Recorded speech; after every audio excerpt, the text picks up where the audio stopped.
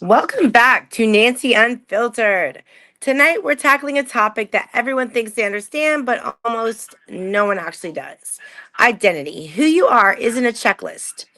It's not a series of boxes you tick to and check off to impress people or a resume of cool traits that earn you points in life.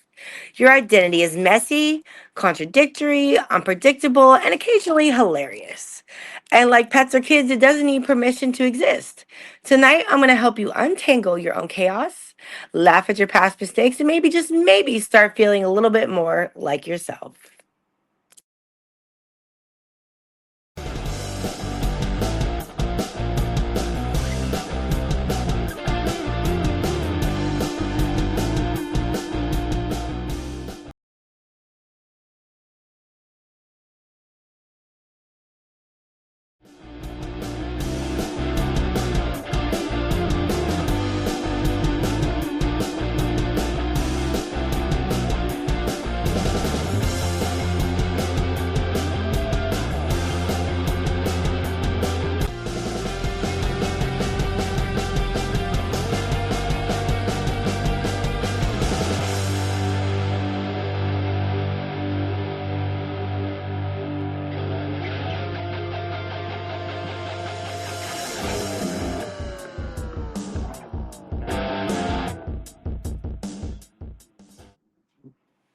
People spend their whole lives trying to figure themselves out, as if there's a manual tucked under a rock somewhere. Spoiler alert, there isn't.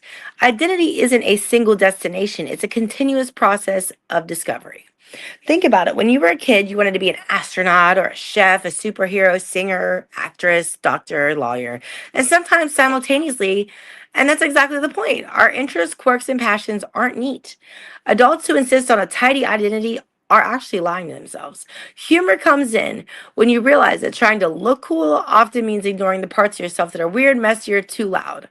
That's why toddlers throw tantrums while wearing a tutu are better than authenticity than most adults in a boardroom.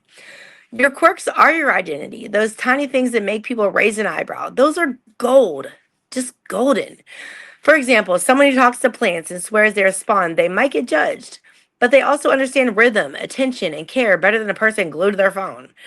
And another example would be a kid insisting their stuffed animal needs therapy before bedtime is showing empathy and a chaotic but brilliant imagination. I want you to learn to laugh at these contradictions because they are the essence of being a human. You cannot be fully normal and authentic at the same time, and thank God for that.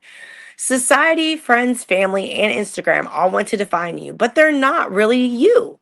The pressure to conform, to hit milestones, or to perform identity in a socially acceptable way is relentless.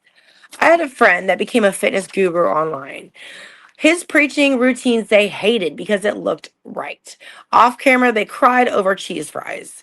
The humor cue I also have is imagine a cat wearing a tie because humans said that it's professional. That's identity coercion at its finest. That doesn't happen, okay? Your real self is messy, unpredictable, and sometimes even unphotogenic, like me now. And that's okay. Accepting that frees you from performing someone else's story. So here's some practical steps to find and own yourself if you're interested in doing that. Journal. Number one, journal, but don't censor. Write your thoughts, your weirdest dreams, your absurdest fears, and see patterns that emerge. Two, experiment. Try hobbies or styles that intrigue you. You might fail, but failure is how identity flexes. Number three, Observe yourself. Notice what makes you laugh, cry, or even roll your eyes. That's your internal compass. And lastly, number 4, laugh at yourself. Humor is the best shield against identity shame, and you don't want to do that. A person tried ballet classes, awkward, sweaty, hilarious, and learned something about resilience and self expression in the process. Right? So identity is alive. You grow, you shift, and evolve. You're allowed to pivot without shame. Kids and their pets remind us not to take ourselves too seriously as well. A child wearing a cape and a tutu while arguing with a dog about their imaginary kingdom. Iconic and a great imagination. Your identity experiments should feel like that. Chaotic, fun, and a little absurd. Because we're all humans. Try new things, fail spectacularly, and laugh and repeat. There's some realistic moments here. People over 30 switching careers, trying improv classes, acting classes, singing voice lessons, dating apps, or even just growing a ridiculous beard as a guy to see how people react. All small experiments in identity. So overall, in the closing, your identity isn't a checklist. It isn't a resume. It isn't even a trophy case. It is actually your chaos, your quirks, and your contradictions, all the things that make you laugh, cry, and occasionally question reality. That's your identity. And what you need to do is, and we all need to do, is learn to embrace it, fail spectacularly as well, and learn to observe the absurdity of yourself, like as if you observed a child or a pet, without judgment, without shame, without curiosity, and a lot of humor. And the next episode, we're stepping into the world of how people watching like a pro, observing interactions and understanding patterns in strangers, all while laughing at how ridiculous humans can be. Thank you for tuning into the Nancy News Show. Watching your identity isn't a checklist. And we'll see you next time. Later.